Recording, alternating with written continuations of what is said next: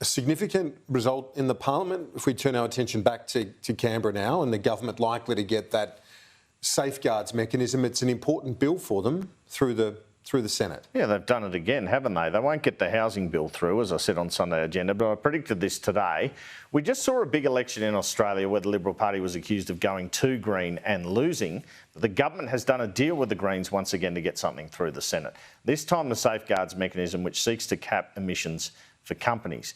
The Greens were claiming a significant win on this morning. From their perspective, they have at least got people talking about ending new coal and gas projects in Australia at some point.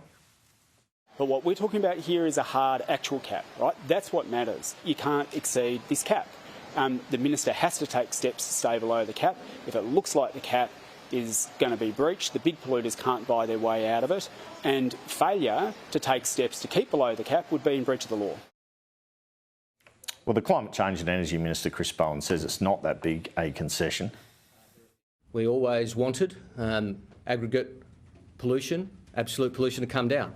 That's why we're creating safeguard mechanism credits to incentivise that.